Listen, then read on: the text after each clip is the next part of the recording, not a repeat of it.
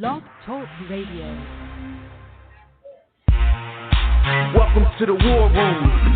We got Dev, Kill, Jimmy, PJ, B. Austin, the Hot Block Commander. Give it to you how you want it in a 1 or 2 hour show to keep the brain running with the premise to talk sports on a national level. Roll with the topic, sorta like the rebels. When it's game time, they like the Fab Five during prime time. Sports conglomerates speak their minds a little bit. For sports medicine and sports veterans and greats. The 4 for 26, so the war ain't Kuwait. It's the War Room with 5 nights at the round table. 5 Philly guys diversified and educated.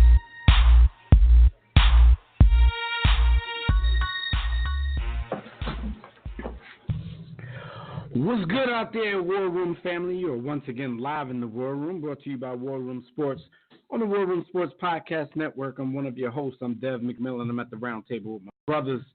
Got B. Austin, the Hot Block Commander, and the boy Jimmy, the Blueprint, will be with us in just a sec.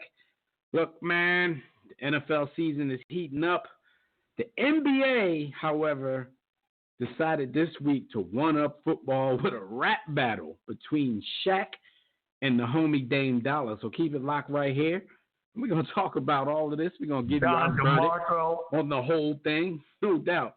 So look, if you want to get in on the conversation, you know what to do. But if you don't, sign in right now to the JW Philly Realty chat room at blogtalkradio.com/The War Room, or you can join us on Facebook or Twitter at War Room Sports. You can also call us directly in about 10 minutes after we gamble with Gus and open up the Digital Extreme Tech hotline. That number, as it is every week, is 323-410-0012. Before we get started, though, gotta give some shout-outs to everybody on the War Room Sports Podcast Network. Definitely a shout-out to the homies at Broad Street Line, Roy and Chris, the Teacher and the Tape Hip-Hop Podcast, Phil Maddock and Savad, the Mayor with After Further Review, everybody else out there. We got John Appetit for everybody out there who likes to hear about good food. If you like to eat, that's the show for you. And a whole lot more, man. Just check out the network. You can do that at warroomsports.com, just like you can do everything else. But look, when we're not live on the air every week, this is what we need you guys to do. We need you to visit the website, warroomsports.com, or the War Room Sports mobile app, or iTunes, or TuneIn, Stitcher, Blog Talk Radio, Google Podcasts, Apple Podcasts, Spotify, Breaker, Anchor, Overcast, Pocket Cast, Radio Public. Your boys are everywhere. So wherever you do your podcast listening, just look for us. Look for the network.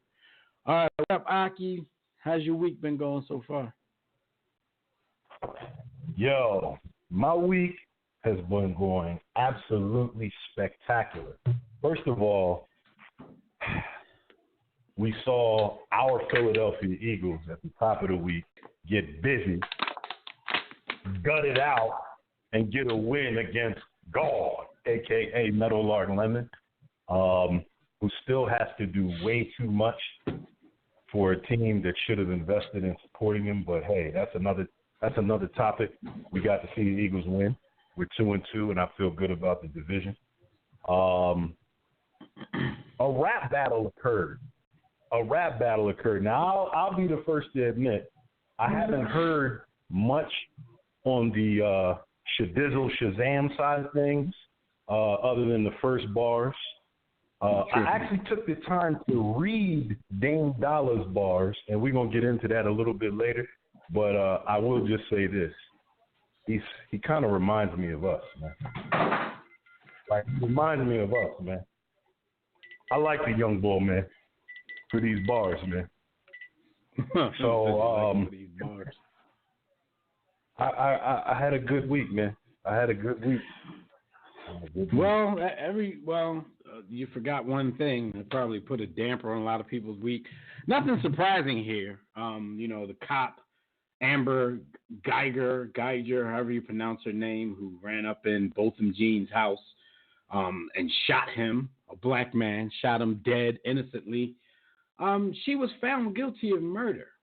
So there were a lot of people up on one day. I believe that might have been Monday or Tuesday, but then by Wednesday, the same people that were up were down because of, as many should have expected, she got herself a little slap on the wrist with a 10-year sentence for the innocent murder of this man. Looks like another example of the system defending a police officer that was in the wrong. I guess at this point they're like, well, look, y'all should be happy she got some time. She got 10 years for running up in this man's home and murdering him for no reason. For no reason. Yeah, that's the one thing, that about the week that may have brought some people down a little bit. It's a shame, man. It did, and it should have, but I'm so desensitized, and I'll admit it at this point, I didn't even really allow it, because all is going to be said on the part of probably Caucasian America and some of our skin folk who ain't kinfolk is, what about black on black crime? So, well, speaking of that, man, there's a Facebook page that some white folks made called Justice for Amber Guyger. And I'm like, what injustice happened to this woman? So this is just one of those stories that further, displays the race issues in this country that we all dwell in. The crazy part about it, though, black people got wind of this particular Facebook page, joined in droves, and basically took it over. But even if you go in there and you read some of the stuff that they were trying to say and trying to get accomplished in there, it's like, whoever out there who even alludes to a quote unquote post-racial America, slap yourself, punch yourself, kill yourself, because America is America. It's the same America that we've always lived in. If you see some of the ignorant stuff that people said on that page, then you would understand if for some reason you didn't understand before. You know what's interesting about that, and I'm pretty sure you probably share the same sentiment. When it comes to Caucasian people with that argument, I chalk it up to white privilege, insensitivity, white supremacy. I kind of chalk it up, but I get it, because racism and the ugliness of bigotry and the nastiness of the U.S., it's uncomfortable for them to talk about, and they're tired of it, and Trump is in office, so you expect it, right? But I'm going to go back to when Barry was president, and he had the big butt Ewok in office with him. Shout out to them. There was a lot of black people talking about get over it. Barry's in office. There is no racism in it. So I was far more disappointed with them at not, at being satisfied with the white picket fence, the $350,000 house, and if you live in D.C. or in the D.C. area, add $200,000 to that. But the white picket fence, the $350,000 house, the $120,000 a year job, and a black president, there was a lot of those type of black people who were screaming, we're past racism. There was a lot of them. That's who I took issue with. Now, where are they at? Where you at, yo? No doubt. Yo, and I think we're having some kind of issues with our phone lines, man. I don't know if anybody can get in. I don't know if Gus is trying to call in. I just tested it out a few times myself, and I can't get in via phone, so bear with us. Just some more problems. I don't see anybody in the chat room either, so I don't know what's going on. Might be one of them days, good brother. Might be one of them days. All right, man. So I blame you. I blame you because you started off talking about the establishment. So Andy Toe shut us down. Yeah. The establishment definitely. They would definitely be listening and trying to shut things down when we get a little out of line. But yeah, 10 years is just showing you what this country is, man. And shout out to everybody out there who, it's a lot of people up in arms about his family. Like his brother and his dad actually gave this woman a hug, said that they forgive her. The judge gave her a hug after she sentenced her. There was a lot of, loving going on. Yo. that I didn't really understand. But all Stockholm, right, man. Let's Stockholm syndrome. I guess Much. Let's get into some sports. See, this is the thing because we're expecting Gus Griffin to call in right now with his picks, but I really think we're having some trouble with the call lines. So if you can hear us out there, if you are listening from any other medium, try to call in. That number is 323-410-0012 and see if you can get through on those phone lines. If not, then like I said, it's going to be a long episode because we're sitting here trying to get our guest on, and it's not really going down. And as we speak, I'm sitting here myself, and trying to get in from different phone lines, and I'm having no luck whatsoever. So anyway, we got to move it on either way. We'll give it a few minutes to see if Gus can get through.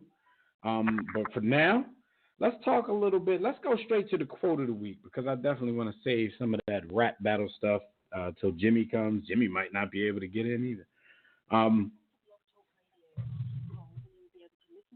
My bad.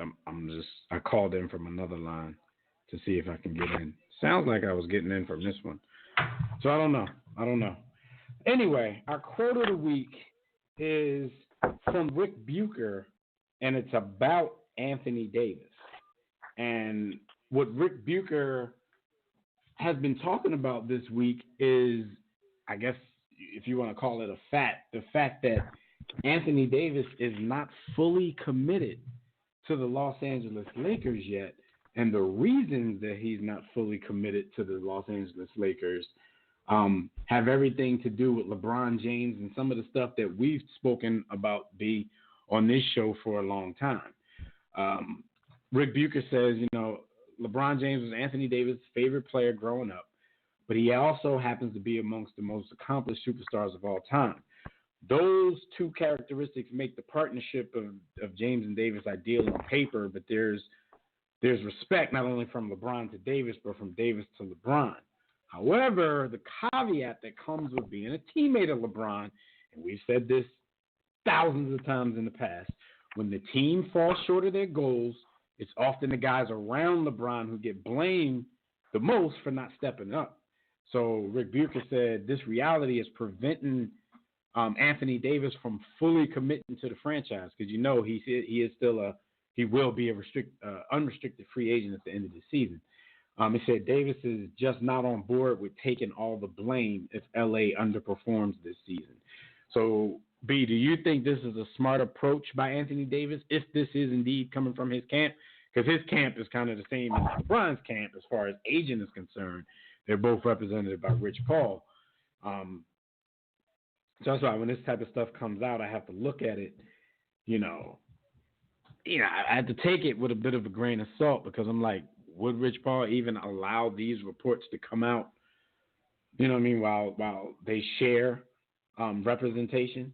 But if this is indeed true, do you think this is a good reason for Anthony Davis to be cautious as he approaches his time with the Lakers?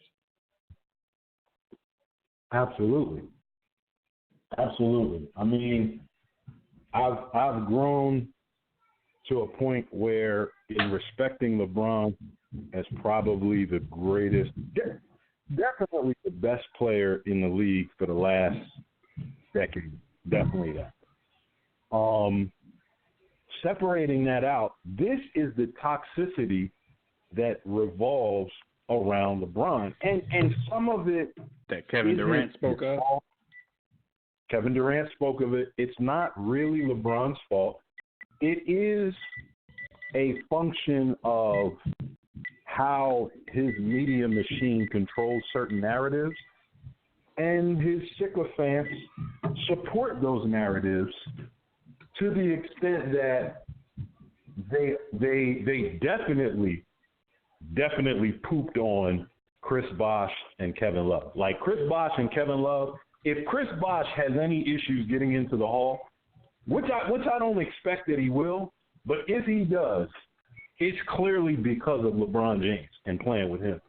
If Kevin Love doesn't get into the Hall, which I'm not sold on him yet being a Hall of Fame player, but if he doesn't, a large portion of that will be LeBron James.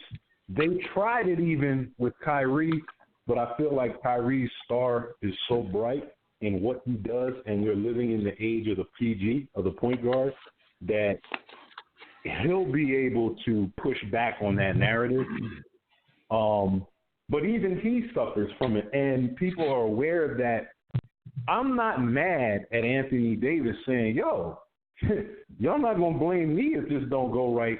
If LeBron's out here not playing D, if LeBron's out here passing up open shots because he's scared to go to the free throw line and brick. You know what I'm saying? If LeBron sends me to the corner like I'm some little kid to become a 6'11", most dominant 3-point shooter from the corner, y'all not blaming this on me. I'm not really mad at him, man. I can't be mad at that. No, I mean I can definitely understand his concerns, and that speaks to what Kevin Durant spoke about, but got crushed for, by a lot of the media. And it also speaks to the fact that LeBron, some guys do want to play with LeBron because Anthony Davis really wanted to get there. So taking an approach like, oh yeah, I think me and Bron can be a hell of a tandem, but there's also some things that some bridges that I don't want to cross when I get to LA. I can fully understand that. The only thing is, and you don't want to ruffle feathers. So I'm pretty sure, the fact that Rick Bucher said this stuff and we didn't actually hear Anthony Davis say this stuff, there's some plausible deniability there for Anthony Davis if he and LeBron ever had to sit down and talk about this, because you don't want to go in there ruffling feathers. But if this is his sentiment, I understand, right? Wholeheartedly, because we've seen it time and time again from fans and media.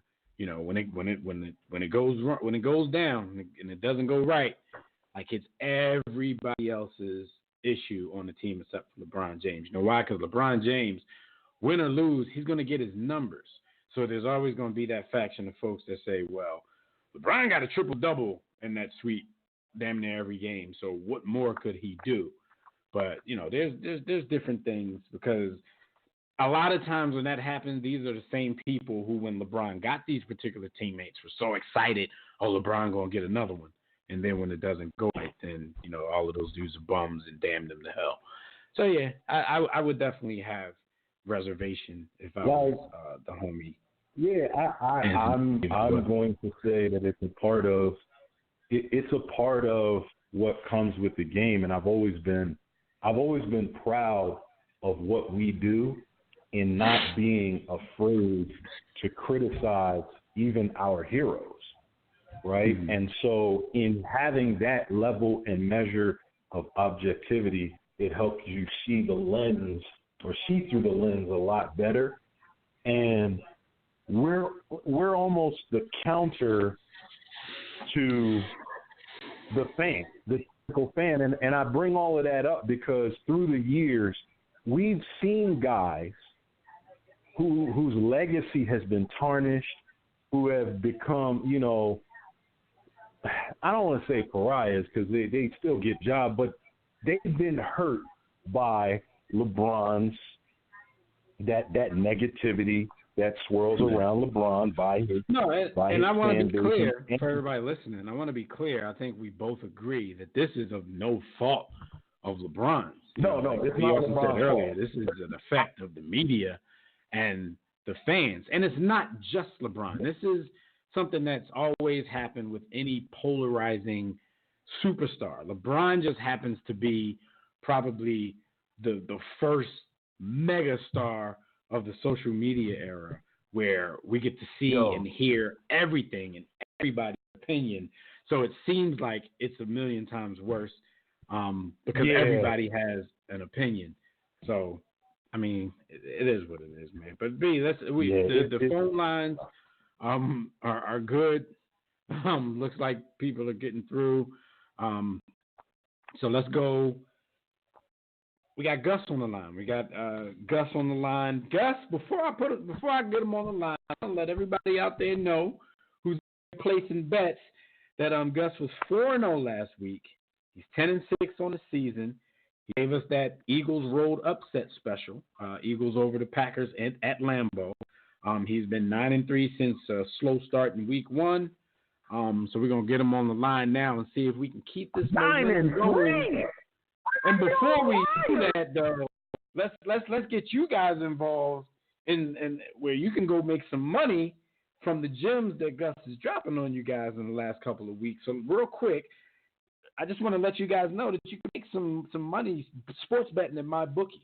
Of course, the NFL's in full swing. Like I said, Gus is about to drop some more gems on you for week 5. So if you still haven't checked out MyBookie, go ahead and do that.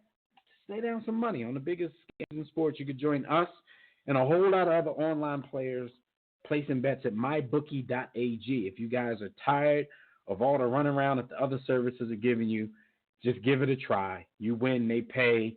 No hassles, no BS. You're basically wasting your time betting if you're not betting with MyBookie. They even have in-game live bets. You can place wagers after the game start.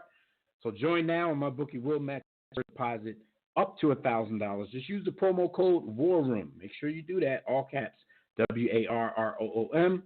That'll activate the offer. Visit mybookie.ag today. Play, win, and get paid. That's the bottom line. So let's get Gus on the line to see if we can keep this momentum. Give me a second. We're having all kinds of issues. Gus, wait a minute. Hello. Gus, hello. Can you hear me? There can you hear me? Yeah, man. I can hear. Can you hear us? Yeah, I got you. All right. All right. It looks like every time I do it, every time I click on, it looks like it's close. I can still hear you. All right, cool. As long as you can still hear us, we can hear you. All right, so like I told everybody, 4-0 last week, 10-6 on the season. Gave us the upset special last week. I don't know if a lot of people believed in that. 9-3 since week 1. We're going to start off this week with the Giants and the Vikings. This game is in the Meadowlands, the new Giants Stadium, and the line on this one is 5.5. Where are you going with it? I'm taking the Giants plus the 5.5 on the road or against any reputable defense. I always go against Kirk Cousins. He is what his record says he is at this point. Diggs is clearly unhappy with good reason.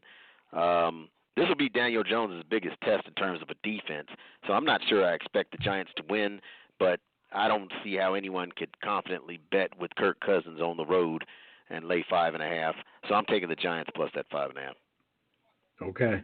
And I think that locker room is about to split if it isn't already. Yeah, it sounds like it. It definitely sounds like it. We're going to go to a game that has a much bigger spread. The Colts at the Chiefs. They're going into Arrowhead. Where are you going with this one? This one is an 11-point spread. Yeah. Well, I always look at the double-digit point spreads for reasons I've explained in past shows. I damn sure ain't taking Washington, so they're 15-point underdogs. I'm not taking that. So when I look at the Colts, I look at they got humbled by the Raiders. I think they probably took the Raiders a little too lightly, and they're not good enough to do that. But they are scoring about 23 points a game. Mack has been dinged up. He's not 100%, but even if he were, I think when you go into KC or if KC comes to you, you have to know that you got to open that offense up. 23 points a game is probably not going to be enough. So they got to open the offense up. So I see them going in there and scoring as many as 28, 30 points, and I think that'll be enough to cover that spread.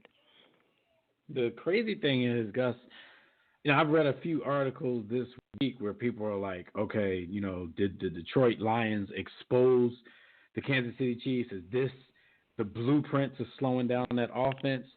And it's crazy that you hear stuff like that because it's like they had a moral victory as far as, the people who are writing these articles are concerned for holding this team to 34 points. Exactly. I'm like, is that the kind of respect Detroit is better than people these days? The blueprint is out because they held them to 34 points without their all-pro wide receiver. Yep.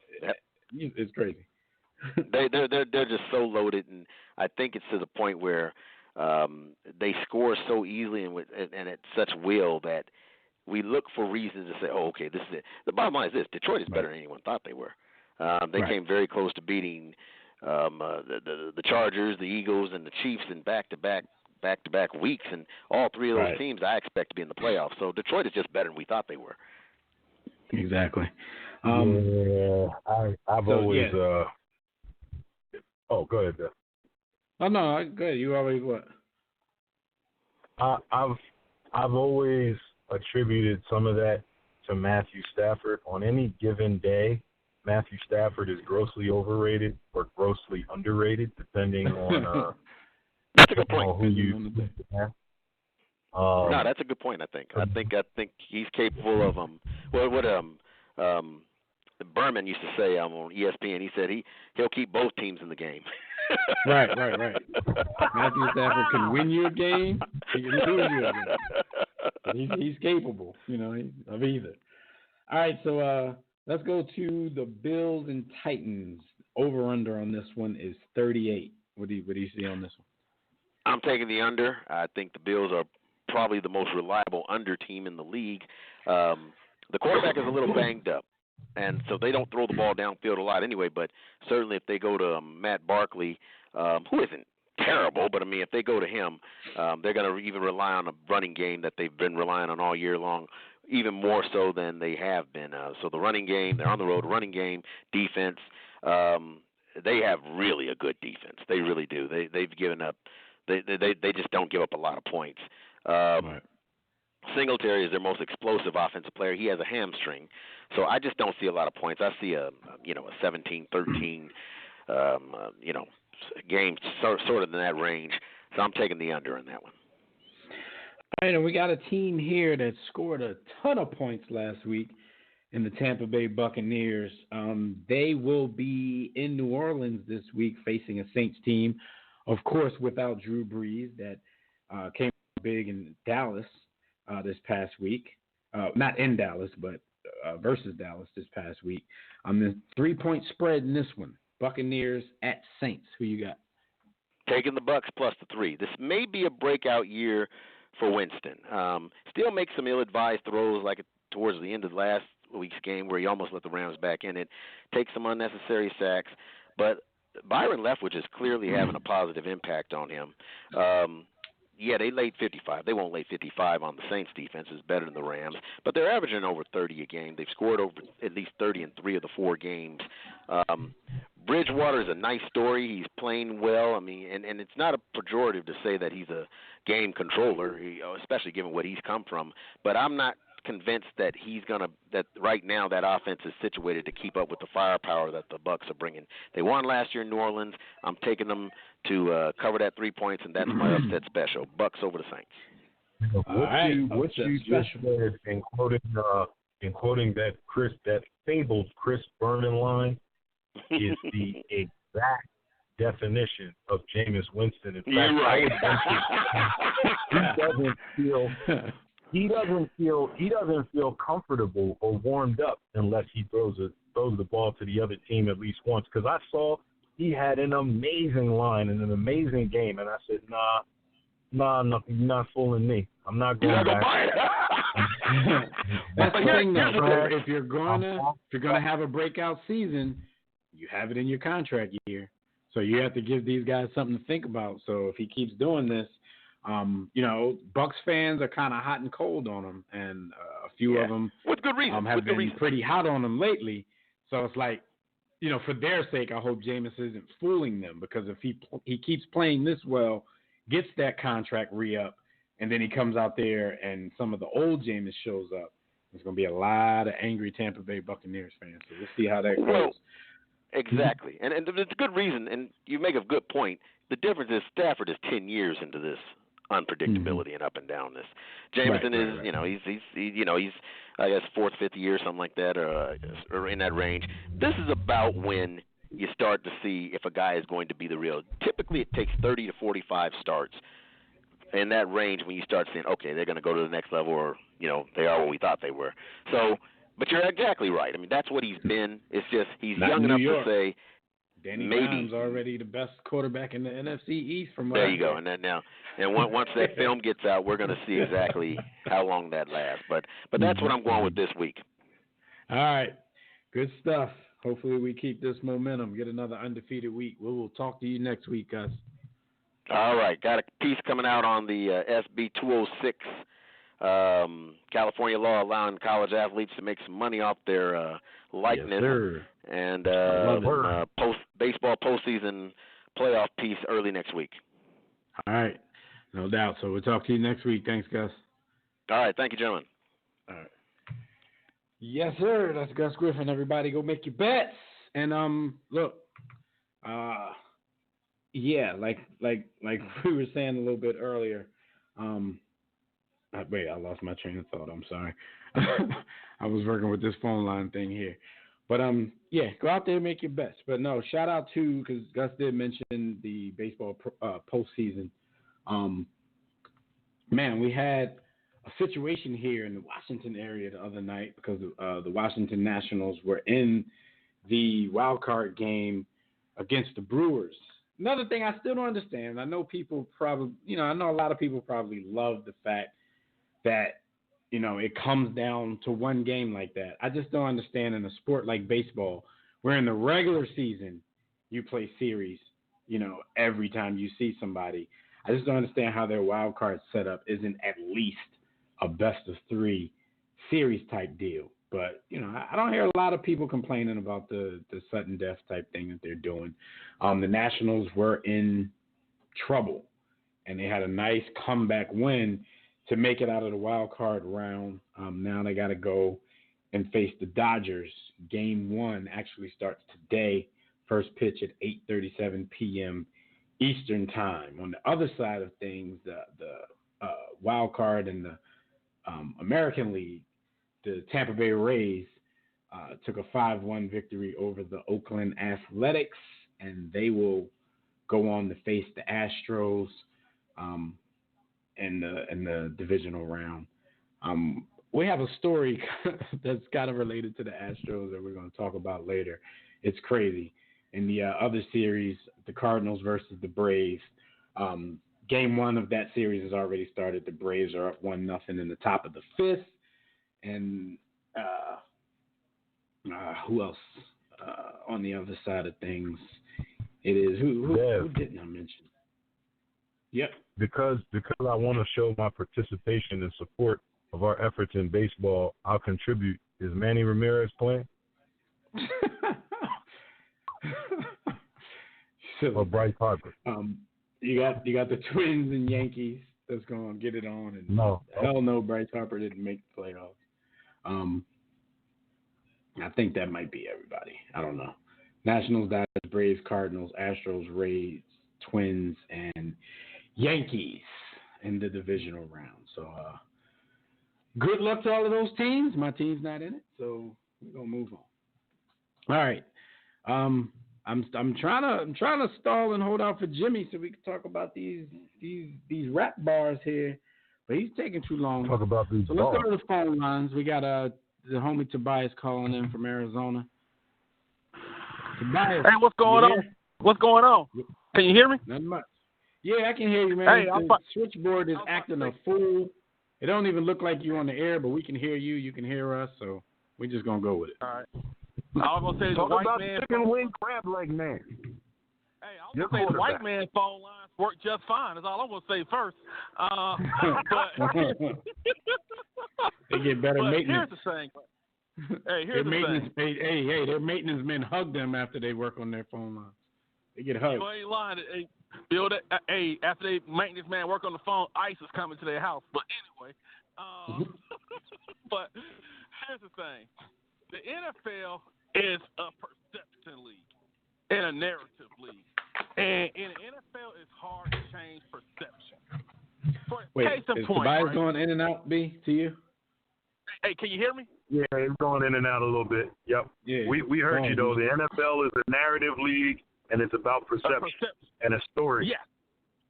Yeah. So what happens is it's like I'm going to use my guy Winston as an example. Yes, he turns the ball over. Many quarterbacks who play offense, they throw downfield, turn the ball over. But the problem is that you can see now is that after that 49ers game, he has well over 30-some-odd yards a game, 8 TDs, 2 picks, over 110 QB rating, and it's partly coaching. And people don't understand the importance of coaching. And sometimes when you get these players young, you need to get the right coach then, so they don't develop those bad habits, which you try and go 4 or 5 years in and change. That's why it was so important for Mahomes to go to Kansas City, because if anybody watched him in college, B, can you hear? Yeah, he's still going in and out, though. Hey, yeah, I can't hear. Yeah, can you hear me, B? Hello? All right, try to call back. Try to call right, back. cool. We having issues tonight. All right, my bad. Yeah. I'll talk on some BS tonight. Yeah, we got Fred just trying to call in. We got a couple more callers on the line, but I don't know if it's going to work out tonight because I can't hear anybody. And Tobias sounded like he was about to go in and let it be known. Yeah. All right, so yeah, let's let's get back into this. Let me give you a quick stat of the week, man. This is interesting. Most of the big names from the Legion of Boom, the former Legion of Boom, Cam Chancellor, Richard Sherman, Earl Thomas, all three of these guys suffered season-ending injuries at the Cardinal Stadium. It was also each of their last games ever as a Seahawk. Now, did you notice any of that before I told you that? I didn't notice that. But then after reading it, I'm like, damn, that's true. That's crazy. All of them had season-ending injuries playing the Cardinals at their stadium, and it happened to be all three of their final games as a Seattle Seahawk. The end of the Legion of Boom as we know it. So is there some kind of curse going around? Absolutely. Definitely a curse. Has to be. Because we don't believe in coincidence. No, not at all. All right. I just wanted to put that out there. B. Austin, you don't really sound that, you don't really sound that impressed by that, so we will move on. And shout out to Neil in the chat room talking about our phone lines. I'm not even going to repeat that because she probably don't want everybody out there to know how her mind works. Shout out to Skyview. Said the Bucks dropped a double nickel last week. You know y'all going to have to give Tobias a bone, right? I know. Because, Tobias don't understand. He be killing Jameis, and then sometimes he be defending Jameis. So I don't know where he actually stands with Jameis. We're gonna try this one more time to see if this is working. Tobias, can you hear us? Yeah, he's not there. Phone lines is acting crazy right now. So if you're trying to call in, we're probably not going to be able to get to anybody. And I am getting a message on our switchboard that's saying we're experiencing some troubles with a delay in muting and unmuting of the callers.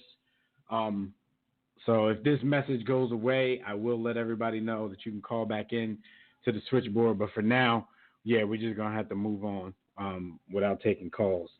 So we apologize to all our peeps, especially the homies we like to talk to every week. We try to get to you either later or next week because we got some difficulties over here. All right, man. So before we move on to our next segment, we definitely need you guys, when we're not on the air, to check out our website at warroomsports.com. While you're there, take your time, look around, click the Contact Us tab, send us a message about the company, the show, to inquire about sponsorship and advertising opportunities, or if you want to join the network. But for general inquiries, email us at info@warroomsports.com. While you're on the site, make sure you click on the memorabilia tab to buy some War Room Sports merchandise. Click the blog tab to read our latest articles in the All's Fair in Sports and War blog. Gus basically broke down what his next 2 articles on the website will be. So check that out come next week.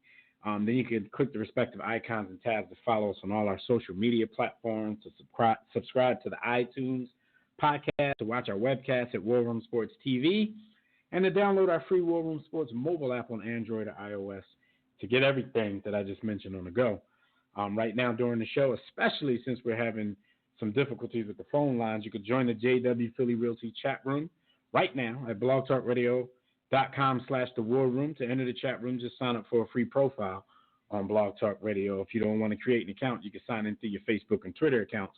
But while you're at it, make sure you click follow. That'll get you updates and reminders about the show. We'll be taking questions and reading posts from Facebook, Twitter, and the chat room.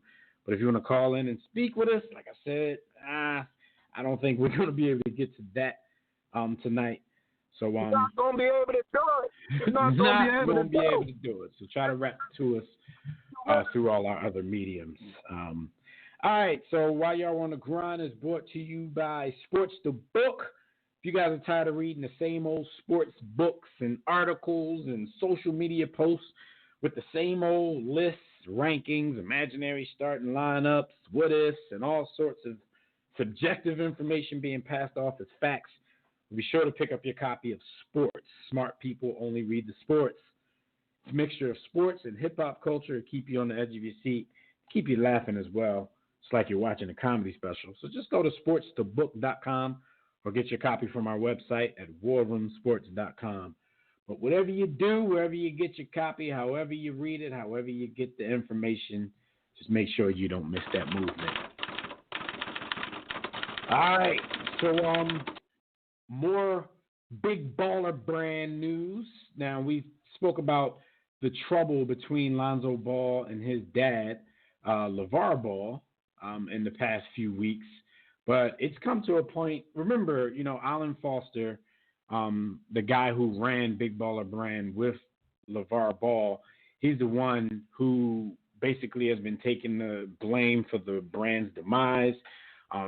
He was accused of stealing money, $1.5 million from the company. He was sued by Lonzo Ball, but now he is countersuing. Alan Foster is countersuing the Ball family, and his counterclaim, he says, thorough investigation into the facts behind this litigation reveals that LeVar intentionally misled Lonzo about Allen's alleged theft of Big Baller Brand funds in an effort to, A, cover up the fact that LeVar stole from and continues to steal from Ball Sports Group Incorporated and Big Baller Brand, which he uses as personal piggy banks. I was reading up on this earlier, B, and a lot of this, and you know me, I'm not, you're not a LeVar fan.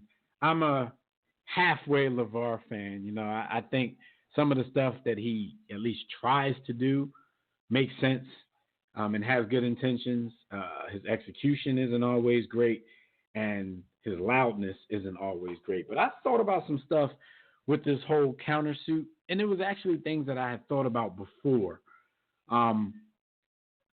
If you notice, when all of this came down and throughout this whole process, LeVar Ball, who is usually as loud as a backfiring engine on an old pickup truck, he has been very calm and quiet about this whole situation. You would think a guy like that, if somebody was stealing millions from you, you would think that the loud LeVar would come out and be all over the place with it. But I actually think the countersuit might have some merit. I think I might believe Alan Foster in this situation, B. You know why? Because for a startup, there were a lot of lavish purchases going out there. Their lifestyle changed overnight. And this is a startup company. Even if you have a startup and you're making millions, the owners, the founders of this startup aren't going to be super rich like that overnight. Because you're in the first couple of years of your business, you're putting all of that money back into the business so the business can grow. So we can kind of see with the missed orders and the 6 months waiting list and all that kind of stuff, it may be because the money wasn't being funneled back to where it was supposed to be, but Your man was out here buying mansions with BBB on the front, giant chandeliers, Ferraris for his 15-year-old who's not even in high school. I think I believe Alan Foster a little bit. I swear on everything that when this story first broke, that the guy was embezzling, I knew that it was LeVar, and here's how. The very point you just made, LeVar's the type of guy, if you're stealing from his son, and he believes you to be stealing from his son, he's going to make a lot of noise. He's going to be menacing and threatening in the media because he's going to take it as an affront and disrespect to him even more so than to his son. But the reality is, he and Alan, he was telling Alan, LeVar ever wanted the facts to come out that Lonzo was the majority owner of all of this anyway. So I think if it was up to him, this whole story would have just stayed put, just so he wouldn't look like he wasn't the top guy. Told Alan Ball, listen, relax. This is all going to blow over. Just take this fall. Nothing's going to come of it. And now Alan sat quietly while his name gets dragged through the mud, and he's already dragged his own name through the mud enough. He's like, yo, I'm not taking a fall for this, and I ain't getting no money out of it, and they blaming me for stealing $1.5 million from this young guy. No, I'm going to tell the truth. I knew when this first broke that LeVar had something to do with it because he was way too calm. Way too calm. I knew it. So, yeah, it's about to get real. I mean, that's the thing. I had always thought of that, and I know Jimmy and I, when we talked a few times, we said something about that, but we never went any deeper. And now that there's a countersuit out, like, it kind of makes sense. You were just kind of waiting for this guy, Alan Foster, to defend himself. Because you're thinking, okay, well, I have theories, but if this dude never comes out and says anything, then maybe everything's truthful. Maybe he is doing what they've claimed for him to do. But it could be a situation like you just speculated where he was sitting back thinking everything was going to be okay, and now that he's getting dragged through the mud and Lonzo's suing him for a certain amount of money, then it could be an issue. But you also have to look a little deeper into the fact that Lonzo and his dad haven't even been speaking for a while. So it might be a situation where Lonzo knows that it's not just dude, and he's just going to remove himself from the brand. I mean, LeVar's going to keep denying it, but I don't know. You know, Lonzo has seemed to started to become his own man over the past few months. He might be getting a little bit smarter, so maybe Lonzo know what he's hitting for real, and he, finally decided to do it. In the eyes of the law in the courts, Alan may have truly stole, but I think that LeVar told Alan, listen, take that money, man. Don't worry, man. Go get that money I told you to get out of that account. And Alan may have said, but then write me a check. That's my money. And write me a check once you take it. Don't worry about that little new. Don't worry about him. I raised him. That's me. I shot that out. That's my money. Yeah. I don't know. That could be the situation, but we'll see how this goes, man. In MLB postseason news, like I said earlier, we had something about that kind of had something to do with the Astros. There's a salesman from a Gallery Furniture in Houston. His name is Jim Mattress Mac McInvale. So I guess he's been selling beds for so long. This dude's nickname is Mattress Mac. Like I said, he's the owner of Gallery Furniture in Houston. He bet $3.5 million on the Astros to win the World Series at DraftKings, at the DraftKings Sportsbook in the Scarlet Pearl Casino in Biloxi, Mississippi. At plus 220 odds, the wager would pay a net of $7.7 million if the Astros indeed go on and win the World Series. So, I mean, this is somebody, your name is Mattress Mac, so he must have been in the business for a long time. So he might have $3.5 million to go ahead and bet. See, this is like we're talking about. We're talking about business here. Like LeVar Ball might be so new in the game of business that he's figuring, oh, my company made $5 million. I could take $1 million for myself. And these are lessons, that we may have learned younger in our lives because we started opening businesses younger in our lives. But these are lessons that everybody have to learn at some point. Because, we can't act like when we first started our first businesses, like we thought whatever was in the bank account, in that business bank account, belonged to you. So if I wanted to go out and buy something, I can do that. But that's a young way of thinking. You get into the level of business that Big Baller Brand was in and the kind of money that they were making, like, you have to know, like, this is a startup. Like, you're not rich yet. You know what I'm saying? Your company is doing well, but you're not rich yet. So you can't just go take proceeds from the company and live a lavish lifestyle, and you don't even know if your company is going to be viable in a couple years. So you got to wait that out. You got to let that money stack before you might want to pay yourself a small salary, but you can't just go out snatching millions and buying mansions and all that kind of stuff in your first year of business. So Mattress Mac, like I said, when you got a nickname like that, I would assume he's been in the business for a very long time. That's a hell of a bet to make on a baseball team. Like, can you imagine losing on a wager like that? I couldn't imagine it. No, I cannot. And like I would have to go down to the Astros stadium and lay the murder game down on like the whole squad if they don't win. Yo, it didn't even matter if I was worth $300 million. I'm not betting $3 million. Like, I'm not betting like $3 million to bet. Yo, I would have to be worth 30. I might not even do it at 30, man. I'm not doing that, man. My name is not Floyd Silly Mayweather. I'm not doing that. I'm not. Nope. All right, so your man Brandon Marshall, former NFL wide receiver, at 34 years old, he's turning to a new contact sport.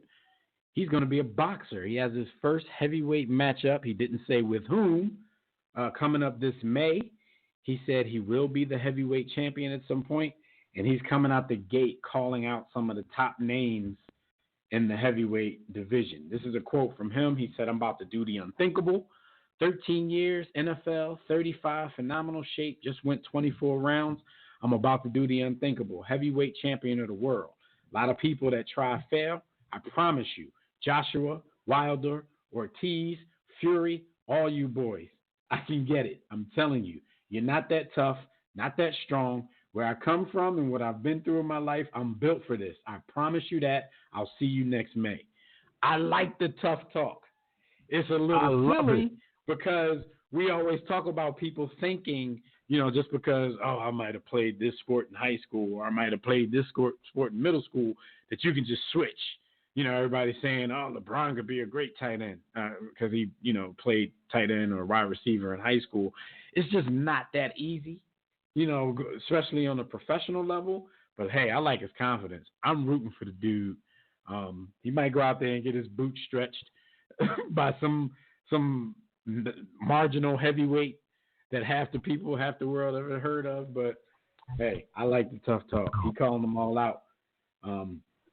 We'll just see if anybody gives him a shot. So I have no clue who he's going to fight in May. What do you think?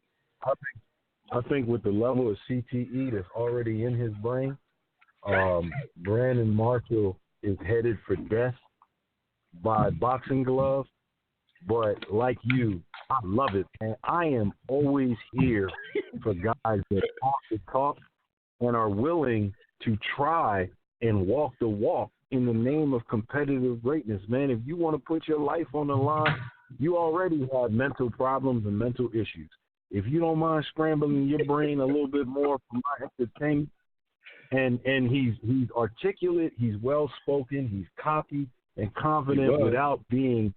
He was. Well, yeah, that's all about the team. I ain't punchy though. I'll be the first to tell you that I think this heavyweight era, this crop of heavyweights, in comparison to some other eras, is a little bit for him to try. I think it's stronger than it has been in a very long time. But when you think about some other eras, it's a little bit weak. But it's still, I'm still going to find it hard to believe that even though he thinks he's built for this, that he can just step into heavyweight boxing and become that he's dude. About to die. But am I interested in seeing it? As long as it's free, hell yeah. As long as it's fights are free. He about to get knocked into Bolivia. But I'm here for it, man. I hope he's got a puncher's chance, and I hope he gets as lucky as Bootney Farnsworth at least 4 times, man. Come on. I'm here for it. I've always liked Brandon Marshall for almost for the same reason that I do not like Josh Gordon. Man, I like Brandon Marshall, man. I hope he's successful with it. But yeah, go ahead and scramble your egg, man. We with it. Yeah, no doubt. I want to see this.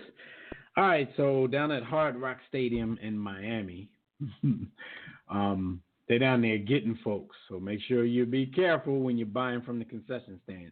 As a matter of fact, after I tell you guys about this story, y'all probably going to want to go to an ATM prior to going into this stadium. A beer vendor was arrested after charging a fan $724 for 2 beers at the Miami Dolphins game. Now, like paying $724 for 10 people to see the Dolphins play is a damn ripoff. So 2 beers for $724, that's crazy. But this is what happened. The beer vendor swiped the fan's credit card using a personal card reader, not the device that the stadium provides to the vendors. So soon after the transaction was processed, the fan, I think. Oh man, he was Nigerian from the gate. Right. You know how, sometimes when you make charges, your bank sends you a text to tell you made a charge, or your credit card company or whatever. So he was alerted to this charge, which came attached to the vendor's name. So the vendor, he's a 33-year-old cat named Nathaniel Collier. He worked for Rocket Man, which is a subcontracting company that places vendors at sporting events and concerts. He wasn't an employee of the Dolphins or Hard Rock Stadium.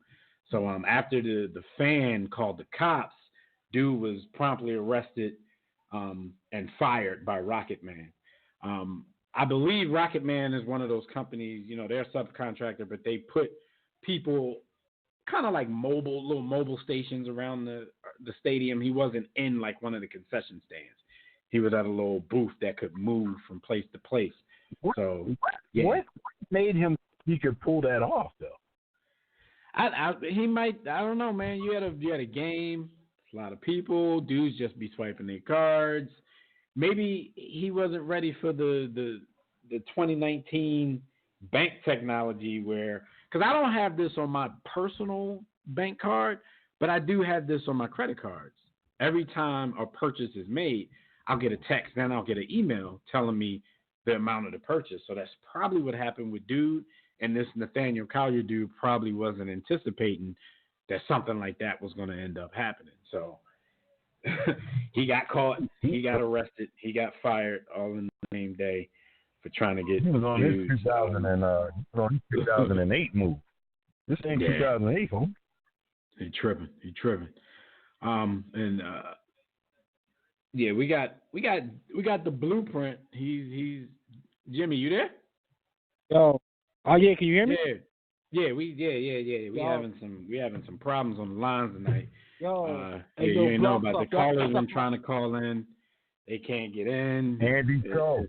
It's been an ish show. Yo. But yeah, we talking about dudes out here trying to scam bulls out here at the Dolphins game. $724 for 2 beers. Yeah. Like, how much would you pay for Dolphins tickets, let alone beer?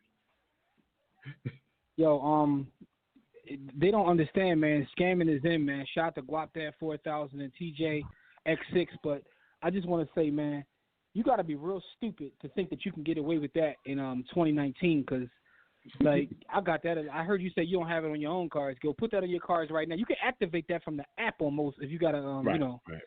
up-to-date bank. They got an app. I do way too much on my bank card. So if they're gonna get me, they better get me there. No, not I don't want them. like, yo, I don't want them texts all the time. Yo, I be places paying. I be paying like. I be places like swiping that junk for $1. I be abusing my. You see, my man. I guess like. Yeah, Oh, 69 cents. Yeah, swipe that. Yo, I swipe for less than $1. Like, yo, I legit don't carry cash no more. Like I use Oh yeah. Samsung or Apple Pay, but at the same time though, I think it's cash. I put everything on a credit card because I'm about that points life, and then just pay the credit card off. But this isn't a show about how you pay your bills. But at the same time, like yeah, you got. And Jimmy has amazing discipline. like, I couldn't do that because I'd be like, it's just a little bit more. Next thing you know, my credit card bill is like $9,000. Dog, when you banged your listen, man. When you banged your credit up so many times in your life and you finally get it back to where it needs to be, dog, you protect that joint like it's a family member. You ain't trying to go back. You ain't trying to go back. Dog, I am not trying to go back. Yo, life is good. When you got good credit, they treat you better at places, dog. Like, somehow they know when you walk in the door. Like, you get. The funny thing is, it doesn't make sense. I mean, it makes sense for the people with good credit because you expect to be treated well. But it's like if I got a 450 credit score, why are you charging me this interest rate? You know I can't pay it because I ain't paid before. That's why my score messed up. So you should be giving me the best rate. Man. That's how you think when your credit all trashed.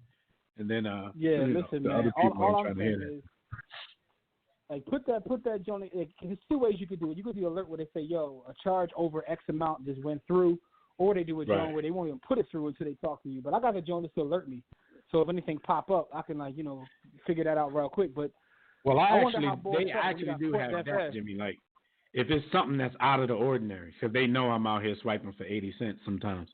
But if it's out of the ordinary, some crazy amount, but then scammers, they definitely man, either put a hold on it or call me. Yo, scammers is ill though, man. Because the thing about that is, like, my wife had it on her card, and one time she got a text message about paying like $400 for liquor in Buffalo, and we was in Center City, Philadelphia, when she got the text. So we was able to shut that down right away. But because I was like, the card is in your hand, but there's somebody in Buffalo buying liquor right now with your card, even though your card is in your hand. So they real vicious with it, man. Oh yeah, they real vicious with it these days. Zenith, like a zenith. All right, real quick, man, because we've been stalling about this, waiting for you to come on, man. We got to talk about these bars being spit in the NBA between former players, Hall of Famers, broadcasters, and current NBA All-Stars. Dame Dollar versus Shaquille Diesel O'Neal. And if anybody out there didn't know that this was going on, this is how it started. Dame Dollar, a.k.a. Dame Lillard from the Portland Trail Blazers, was on the Joe Budden podcast, and Joe Budden asked him if he made better music than Shaq, because, Shaq's name came up as an NBA rapper. He sold platinum albums, all that kind of stuff. He asked Dame if he made better music than Shaq. So Dame was like, better music? He was like, I'm a better rapper than Shaq. And then he basically said, like, Shaq was, he did songs with Biggie, stuff, but people still looked at it as Shaq rapping, not as him being an actual rapper. I'm paraphrasing. So Shaq got wind of that. He got upset, and he threw some bars at Dame. Shaq, I think, in his song, and he used the "What's the Difference" beat by Dr. Dre. I think, Jimmy, because B. Austin said he didn't hear it yet. He just read Dame's lyrics, so he didn't hear any of this crap. Which we've been talking about. I heard Dame's, and then I read the lyrics after hearing it. But go ahead. Yeah, so Shaq used the Dr. Dre beat. No, but you gotta hear Shaq Jones before it all makes sense, though, man. It ain't gonna make sense if you don't hear the Shaq Jones, man, because it's like rebuttals and whatnot. Right. Now, at the end of the song, Shaq did a lot of talking, like he was trying to, he was trying to tap into his inner Tupac from Hit 'Em Up. Like, there was a lot of talking during the end of it. So let's give out. Let's talk about it a little bit. Let's talk about each song and pretty much give our verdicts of who we think. If this is going to be the only round, who won, or we could just call it round one. Personally, I think Dame won round one. There's a lot of people out there, including people on our Facebook page, who think Shaq won round one. And Jimmy, the reason that, because I don't think Shaq's joint was dookie or anything by any stretch. I do think Shaq was trying to stuff many bars into his line, so it sounded like he was off beat a lot. That just might be the big fella in his win. He really can't keep up with the beat because he's probably out of shape. But he said some things, but this was kind of, and Jimmy's gonna love this because I actually always say that I think LL won the beef with Cannabis. But I'm not one. I'm never gonna say, oh, LL killed him and this and that. I just happen to think he won. But I think in the same vein as LL, I think Shaq just went on, things like, I got more money than you. I sold platinum albums, and even when he took it to basketball, and this was people were a lot of the people that I heard praising Shaq, they was like, well, I think he won because, in a battle you got to spit facts and all that kind of stuff. And Shaq does have those MVPs. He does have 4 championships. He does have more money and this and that. But at the same time that people are saying that, I'm thinking like, well, Shaq got pissed off in the first place because Dame said he was a better rapper. So even if that stuff is facts, like what does it actually have to do with the reason that he jumped into the ring in the first place? Dame's wordplay was crazy to me. But go ahead, Jim. Yo, Shaq dead and LL is dead too. They both died, and it's kind of the same thing. Like Shaq gonna get the popularity thing because he's Shaq, but Dame just raps way better. Cannabis raps way better than LL. And in fact, that battle, like, Cannabis disappeared. Cannabis disappeared because LL was LL. But I mean, LL it ain't even make music like LL after that. Like LL, so he dead, but Shaq dead too. Getting back to Dame and Shaq though, Shaq dead. But Jim, what people kind of fall for, and like I said, I will fully admit that it had a lot of elements of this in the whole LL Cannabis beef. First of all, people worship money, even though, Dame ain't no broke dude either. And Dame even rebutted all that money talk with, some lines that we're going to... I got deep pocket. I got my own deep pocket about that too.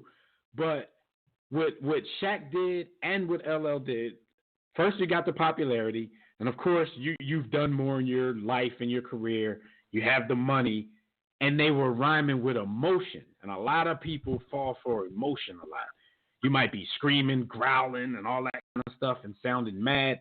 But I people think, go for that sometimes. But I'm you go bar for bar, I think Dame killed you. For me, when it comes to battling and you sitting back like you unbothered and you just, like, you just spitting Dame's flow was a whole lot. Barring him down. Like, but I think that analogy with the LL and Shaq joint the LL and Cannabis joint is good because that's pretty much what it is. Shaq is one of the most popular athletes ever, like literally ever in terms of popularity. Like he's Shaq, and LL is one of the most popular rappers ever. So it's going to be hard for anyone to give like an underdog a victory over them. But when it comes to pure skill and a better song, Dame is not even close to me, and that's on either one of the joints. Like Dame's joint is like Dame can rap. Like Dame sounds like a rapper that happens to have a jump shot and can, play ball. Right. But Jim, that's exactly what Shaq said. That's exactly what Dame said in the interview about Shaq. Like, he was like, I think people, and he wasn't dissing the dude. He was speaking from the fans' perspective because what he said is exactly what I felt all the years that Shaq rapped. I looked at it as Shaq rapping. I never viewed Shaq as a rapper. It's funny, right? It was never that good to me. The funny part about for me to view him as a rapper. Here's the hilarious part about it, right? So I heard the whole interview on the Joe Budden joint, and when he was on there, he was like trying to be nice about it, and Joe kept like teasing him like, man, I'm gonna get you off here. He kept saying to him, Joe wanted it to go there because Joe likes to create beef and strife in interviews. So Joe was pushing him. Dame, as y'all are saying, is a legitimate MC. I'm going to call it what it is. He is an MC who happens to be uber talented enough to make millions and millions of money playing basketball. Like, dude is he's what J. Cole and he's what J. Cole and The Game and Dave East thought they were. He's it. He's what they said. No, I'm not dissing them dudes. That's not a diss. No, but all those dudes always tell you about their basketball exploits, and I could have been this, and I could have been that. Not, he's what they thought they were. You're not. I've been on the basketball court with Dave East, and that made what you just said hilarious because he really believes that if he did not consume copious amounts of cannabis sativa, he would have been in the NBA. And no, you wouldn't have. But he is nice. It worked out he'd be out there in the Drew League playing with pros, and he thinks that he can get down with it. You mean? He Method Man now, so it worked out better for him. Oh, yeah. I said he's Method Man, so it worked out better for him. He could jump before. Game trash, he could just jump before he was in our weight class. But Davey had some skill. Fire albums, though. Yeah, he do. He do. I definitely am going to do a general thoughts. We're gonna bring it back on this battle.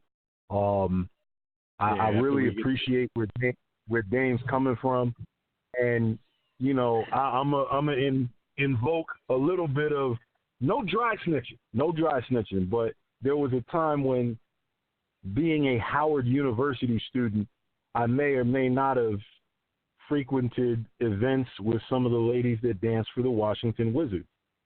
Some of what Dame is saying, if you want to go off truth and fact being important in a rap battle, a lot of what he said about the way Shaq moves with the ladies is actually fact and truth.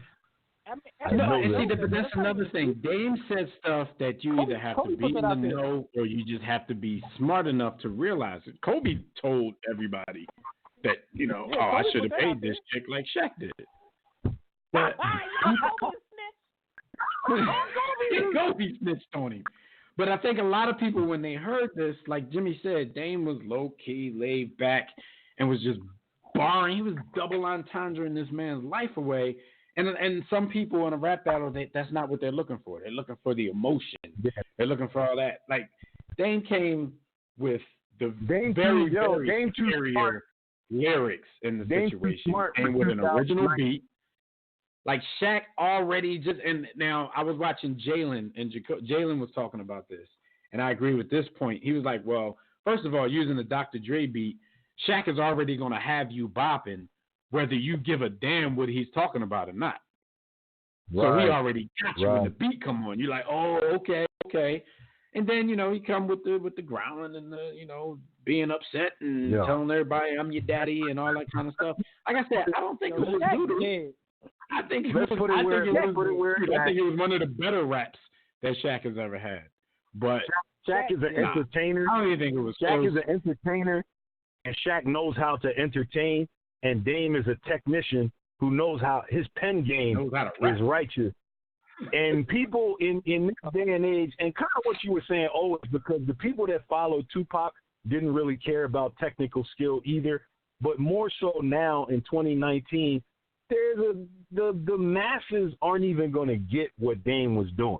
Like, they're not going to – the masses don't even read. So, if the generation that Dame from probably doesn't even appreciate the value of what he just crafted and what he did. But I'm proud of the young boy, man. Yo, he nice with it, man.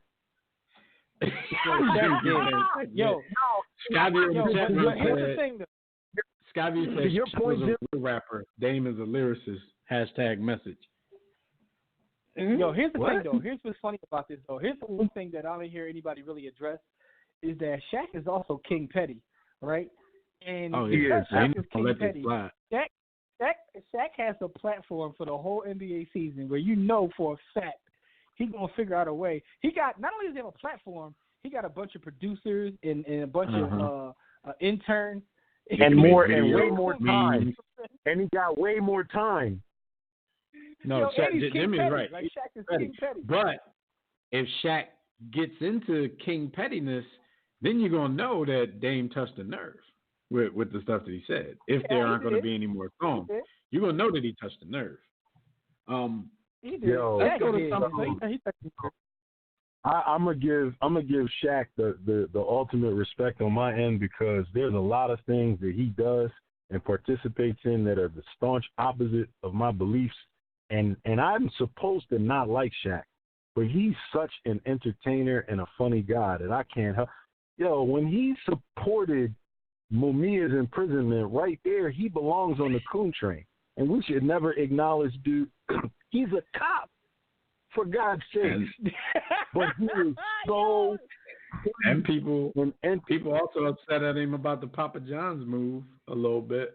Shaq is legit the law.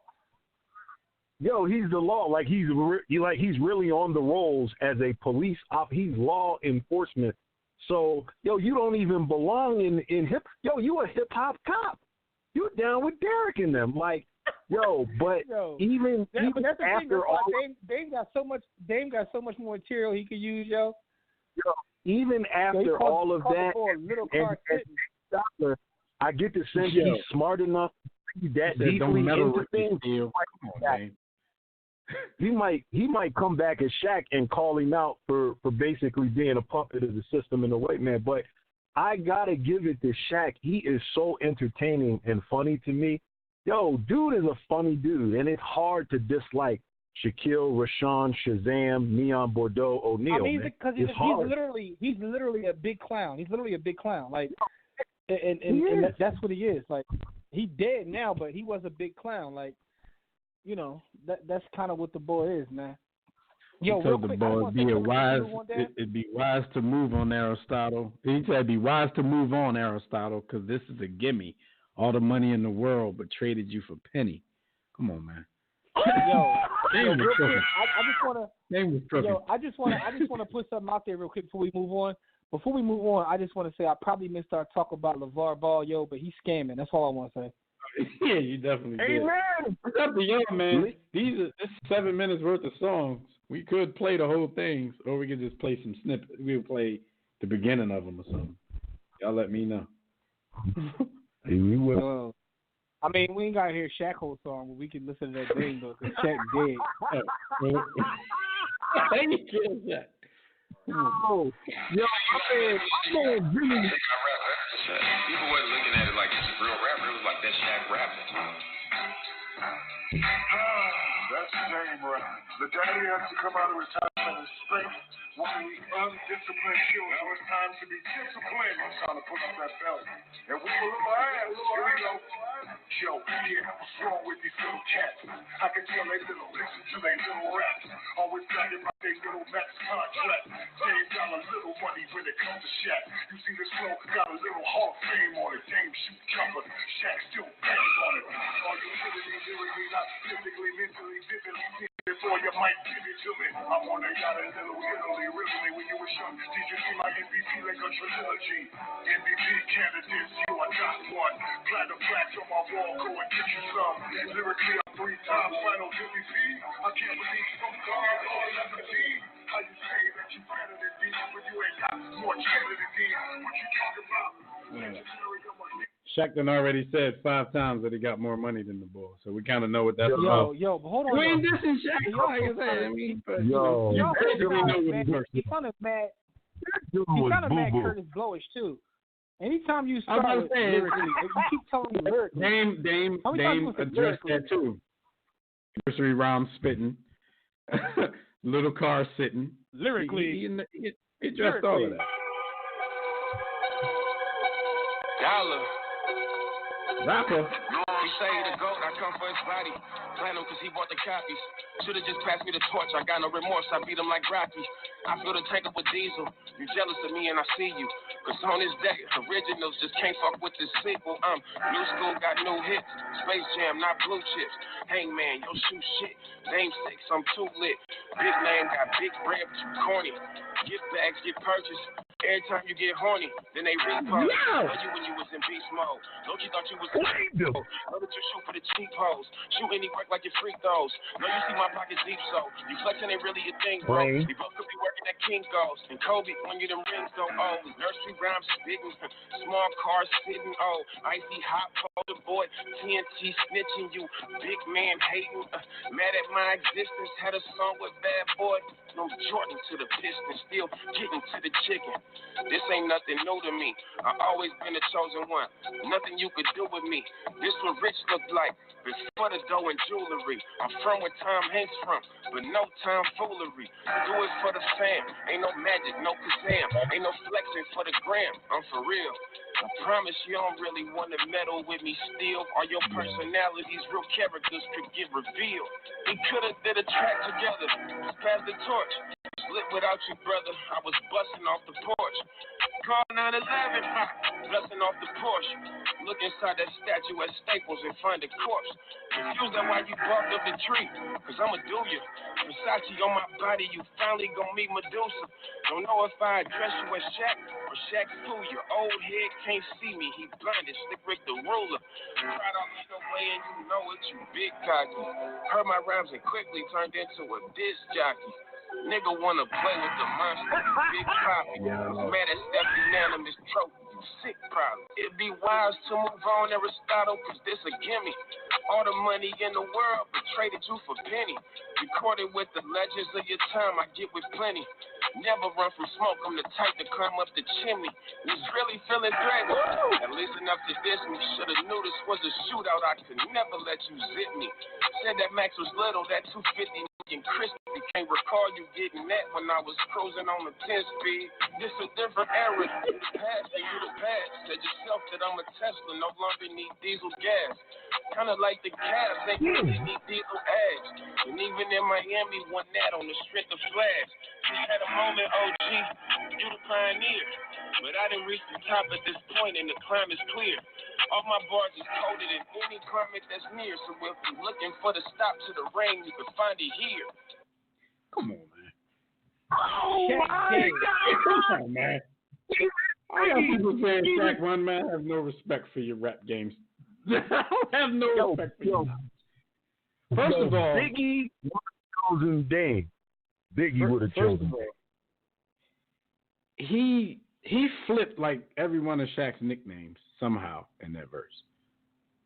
The Diesel gas line, the Shaq Fuya. Oh, come on, man. It was just, it was just superior to me. Like Shaq.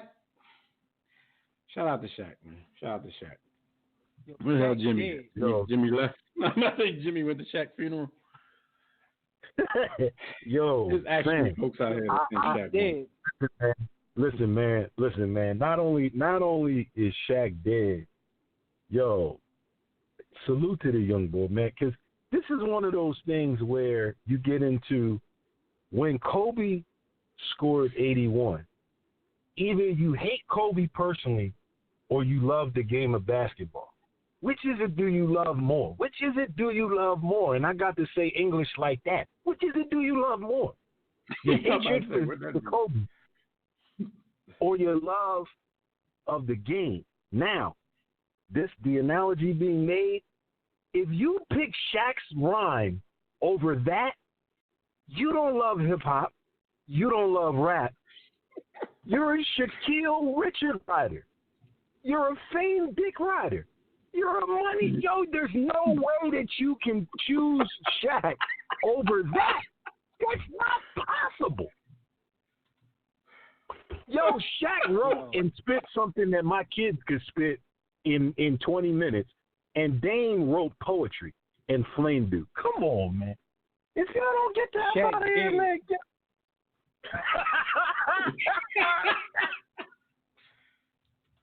And he dead, and then cremated him. Yo, why? The first of all, Shaq shouldn't even said anything because he'd still be alive for one. But like, Shaq's so sensitive, man. Yo, he need a hug, man. Sensitive thug. And that's the thing. Like he wasn't dissing dude. He just said I was a better rapper, and that's the thing for the people that are saying Shaq won because he spit facts, he got MVPs and all that stuff. Dame Lillard didn't say, I'm a greater basketball player than Shaq. I'm better than Shaq on the basketball court. So, like, Shaq jumped into the ring because Dame said that he's a better rapper than him. Shaq did. I think y'all are on Shaq because he talked about money and MVPs and championships. Like, really? Yo, to be off his point, though, Shaq was an entertainer, and we know in 2019 it's all about having yourself talked about, even if it's in a negative way. So Shaq found a way to make himself relevant in the moment. Got his dumb ass killed, but he still got talked about. His dumb ass. Yo, anytime you rapping against somebody, you start going lyrically, like I'm lyrically. Yo, what year is this, huh? Straight out the video, Little Italy, middle didn't do diddly. Like, come on, Shaq. Undid that already. The middle. Yo, Shaq just let Big down. Yo, we gotta erase that song with him and Big, man. He can't be on those songs, Big. Well, and the crazy part, it's called The Rain Is Over, right? The Rain Is Over. Jim, I don't even think a lot of people even caught on to that. The title of the song is was a shot. People ain't get that. People ain't get that. I could tell if you think Shaq had bars, then you didn't get that. Yo, I adopted Dame. Dame, my little cousin, man. Yo, he flame dude, man. He flame. Yo. We get some quick birthday shout outs, man, real quick so we can move on. Episode called Shaq Dead. No, I might have to change that, John. Shaq Dead. Jimmy done said that joint like 80,000 times. I think I agree. Yo, it's true, yo. All right, so some quick birthday shout outs, man. Whose birthday is it today? Greg Foster. I don't know if y'all remember him, NBA center. He turns 51. Yeah, Fred Couples. He did too. Great golfer from the PGA Tour. He turned 60. And Dennis Eckersley of MLB fame. He is 65 years old. So we want to give a War Room salute. This week. Somebody got one? No, I'm just saying birthdays in general. They asked this week. Oh, yeah, they definitely are. And you know when they are, I limit it. I really wanted to do like one, like shout out Fred Couples for all you golf fans. But we give a War Room salute to all of these folks on their birthday. My birthday, yay! EAD. But y'all can check out our website at warroomsports.com if you want to. Well, I told you guys earlier we probably can't take any more calls. We have some technical difficulties on the phone line this evening. So sit back, relax, and, let us do this today. So catch a contact. Check us out. You want to get into what has now been dubbed the Sky Neal chat room. You're going to have to pay us for that. Y'all can do that at blogtalkradio.com/thewarroom. Just sign up for a free profile, and you can get into the chat room while you're listening to the show. So go ahead and do that since phone line's not your friend this evening. Let's talk some NFL, Jim. What up? Yes, sir. Yes, sir. Let's start off by saying Shaq dead. But, yo, do you and your business need a custom website? Shaq was Here's spazzing. what you got to do. Hit up digitalextremetech.com. And I'm about to get a custom website called Shaq Dead. But anyway, it just had that song on repeat as soon as you go to it. ShaqDead.ass. Repeat. Yo. Yo, ShaqDead.trash. Yo. Anyway, listen, digitalextremetech.com, call 267-205-4203. And if you want a discount, say, yo, I heard it on the War Room. They say Shaq Dead, and I can get a discounted website, and you'll get taken care of. But yo, that's your promo code. Promo code Shaq Dead. Yo, all caps. Yo, let's talk about some football, yo. Oh man, Shaq Dead. Yo. Dead along with Jack Doyle. Shout out to Burke. On the low, we owe all of this to Joseph Budden, yo. Shout out to Joe Budden for making this all happen. Yo, pressing the issue. Yo, man, Scott Shaq should have huddled. He said Shaq should have huddled. Y'all got to be long-time listeners to get that. See, that's like a Dame line, Sky. You gotta be in the know sometimes to understand some things. Yo, that's like a season 1 line from us because we've been doing this thing for a decade. Dog, y'all realize we've done so many shows, right? And shout out to all of our listeners who've been with us, and shout out to Skyview because Skyview been rocking with us for a long time. The fact that he said that is proof positive of that. But yo, I was backing up all of our shows today, and I realized we filled up a whole terabyte in a hard drive full of content. Cause you know how much content that is. We have so much. Like there was times in this 9-year run where it looked like we was about to be rich, and then that shit didn't happen. But at this point, I'm like, I feel cool that we've made our mark. You know what I mean? A lot of people out there who ain't never heard of us, don't know us, have listened to us, and we got so much content out there. I'm not trying to die, but if I die today, I got some kind of mark out there on these internet. Dog, listen, man, and I was backing all of our stuff up, yo. I was telling my wife, I was like, one day there's gonna be a podcast Hall of Fame, and they're gonna take these hard drives and put them in the podcast Hall of Fame. But that's either getting into the gonna be a little, right? Gonna be hard drives on display. They're gonna be like, what's that? I definitely wanted the money. I definitely wanted the money, but I'm cool with knowing that the ESPN monster used to bite off of us and probably still does on a consistent basis. Yo, man. And their talent. Yeah, no doubt. We inspired some people to leave the monster because they rather had the freedom to do what we're doing. I ain't gonna say no names, but y'all gonna have some shows pop up soon. You ain't gotta say no names because if you know, you know. But all I'm gonna say is this, man. They're gonna have our hard drive, and they're gonna have that clip playing in rotation to Sunny Hill on our show. Because that's like a notorious episode that everybody loves. Except no human being. Yo, it's hilarious because like no human being can do that. Yo, Jimmy, they gonna know. They're gonna know Dev was trying to lay pause on Sunny Hill or no? Yo, I'm currently reading like the book of basketball, right? And in the book of basketball, one of the people they talk to is Sunny Hill, and like I'm actually listening to this on audio book, and I'm dying laughing because like Wilt got propped up. Dog, his Wilt stories are just crazy. But anyway, that's neither here nor there, man. Let's get back to football, man. Let's talk about the Cardinals. No human being can do that. Wilt and Sunny Hill should be on a Bang Bus episode. Yeah. Yo, stop, cuz. I don't know if I can say that about anybody, man. I don't know if I can just walk around screaming. No human being can do that. Yo, when Sonny passes on, they're gonna find Wilt DNA in his body. Yeah. Yo, but my thing, when you, those are the thoughts of B. Austin. But yo, listen, when you say no human being can do that, what are you saying? Are you saying he's not a human? Like what are you saying about this man? Well, came down to him from the heavens. Anyway, man. Yo, Shaq did. What's moving on. The Cardinals owner, Bill Bidwell, he died at age 88, which is like interesting to me because I thought Bill Bidwell died a couple of years ago, but obviously not. One of the Bidwell. Yeah, because remember this is another one. Well, you know how they do, Jim. Like this is a family thing. It was Rod Tidwell. Like their family has owned the Cardinals since 1932 when they were the Chicago Cardinals, when black dudes couldn't play.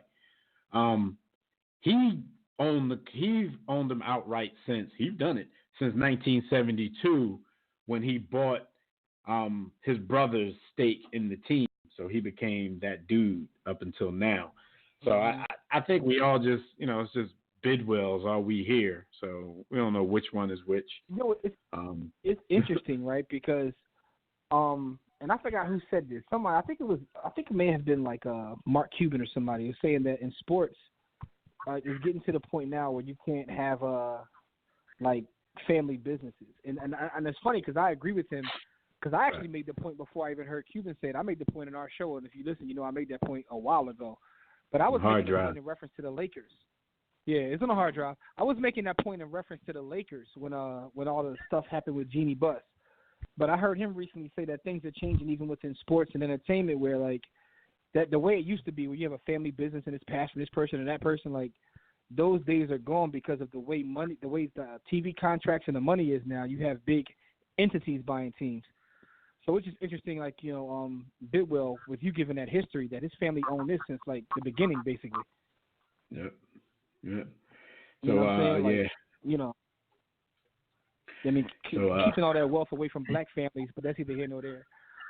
Rest in privilege to Bill Bidwell. Shout out to rest in privilege.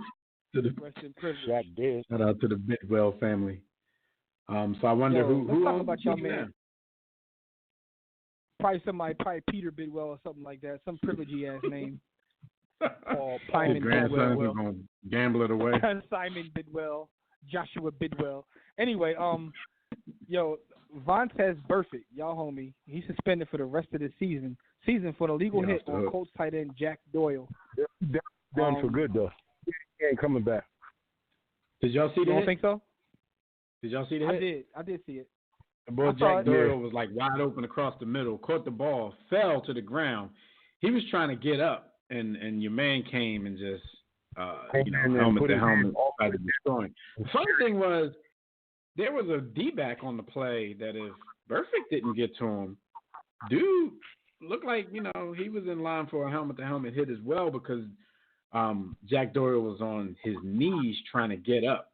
So a lot of people that I've seen argue for Burfict was like, well, dude was trying to get up, so, he's fair game and this and that. And even the people who thinks that the hit was illegal and deserved some kind of punishment, they're saying that suspending him for the rest of the season is overkill. Do y'all believe in any of that? No, because it's Vontaze Burfict, and he has 17 infractions there. 17. Right. He's been fined He's been fined for $4.2 million. He's lost $4.2 million in salary. Yeah, he's Vontaze, man. He's had 13 suspensions and fines. So they're combining suspensions and fines all together. But he had that in 7 seasons with the Cincinnati Bengals before signing with the Raiders this offseason. 2 of the suspensions were for illegal hits, totaling 6 games. They said he successfully appealed a 5-game suspension in 2017 down to a 3-game suspension. Yeah, for me, it's one of those things like, his reputation kind of precedes him. And we've railed against the league for the past few years for becoming softer, but still, there's a line that you have to draw between, soft and dirty. He looked like he was hitting ball with a finishing move. He looked like one of the Road Warriors. Like him and his D-back looked like they was on a finishing move on the ball. And hey, Jimmy, people say that Antonio Brown, the way he's acting now, he's never been the same ever since Burfict knocked him unconscious on the field. Absolutely not. That's absolutely true. Before that, Antonio Brown was humble. He knocked silliness in Antonio Brown. He made the ball silly. Antonio Brown was like Antonio Brown. Antonio Brown didn't even have social media until he got hit by Burfict. He woke up a diva. He woke up trying to be TV. That personality was buried deep inside his brain, and somehow Burfict knocked it out. Like, changed his whole personality. Like, Burfict hypnotized Larry Fitzgerald into being T.O. Yeah. Come on, man. I ain't gonna hold you. Like, the type of hits that Burfict puts out there, like, they're suspension worthy even 10, 15 years ago. Like, dude does stuff that's not questionable. No, it ain't. I think that if he was born 15 years ago, he'd be a legend. He's actually just born at the wrong time. No. You take his game with, you can play with Dick Buckus and them. Dick Buckus definitely, and Jack Tatum. I'm talking 15. Go back and watch some old film, because when you watch NFL films from like the 70s, 80s, like, that's not even football no more. What they were doing was a whole different sport. Yeah, I'm not talking about Dick Buckus and Jack Tatum and them. Absolutely, he's cool. I'm talking about just the 90s and the 2000s, because it's not just the helmet-to-helmet hits. Dude is in the pile and has been caught, like, twisting someone's ankle who's down trying to break their leg. Like they're already down. No. He's twisting. No. What do you think Bill Romanowski used to do? And he used to spit in their face while he was doing it. Yeah. Like, that's the But thing. Bill has white That's what privilege. he's saying. He's a throwback to the '80s and past and beyond. Yo, he's a Like, throwback. Yo, these he's a throwback days- to the '40s.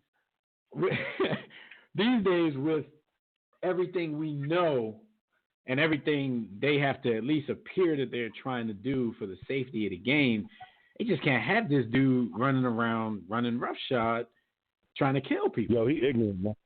So it's like, He ignorant. Like one of them things, I really didn't have remorse for it, and I clown on the game for being soft all the time. But stuff he does, like you didn't have to hit the dude like that. You really didn't, and that sounds crazy coming from He's also me. got to understand. He's got to understand that they're looking to make an example. Like, so he's also caught in a time where they're going to use you as an example. They're looking to show that they're being more aggressive in terms of dealing with this kind of stuff. So you gave him an excuse to you're the poster boy now, dog.